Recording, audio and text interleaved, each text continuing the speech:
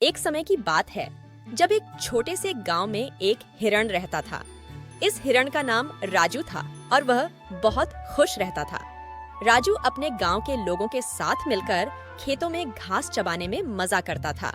एक दिन राजू ने अपने दोस्तों को बुलाया और कहा, चलो दोस्तों, हमें एक साथ मिलकर जंगल में घूमना चाहिए। उसके दोस्तों ने भी खुशी खुशी स्वीकार कर लिया और वे सब मिलकर जंगल की ओर बढ़ गए। उन्होंने विभिन्न प्रकार के पक्षियों को देखा और हरियाली से भरे हुए वृक्षों की छाया में बैठकर बातें की। ये सभी नए अनुभव राजू को बहुत अच्छे लगे। जंगल में एक दिन राजू ने एक बच्चे हिरण को देखा जो एकाएक दौड़ते हुए उसकी ओर आ रहा था। राजू ने बच्चे हिरण से पूछा, तू इतनी जल्दी क्यों दौड़ रहा है?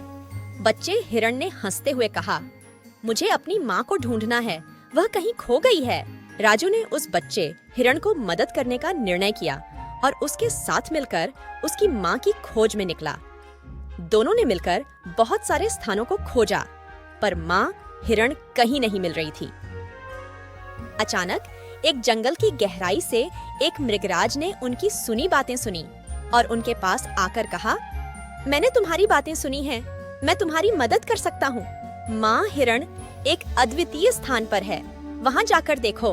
राजू और बच्चे हिरण ने मृगराज की बातों पर विश्वास करते हुए वहीं जाकर खोजना शुरू किया।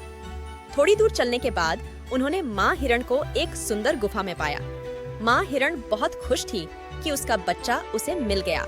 इसके बाद मृगराज ने सबको एक साथ बुलाया और कहा, जिंदगी में कभी कभी हमें अपनी सहायता की जरूरत होती है और हमें अपनी समस्याओं को हल करने के लिए बाहर देखना चाहिए।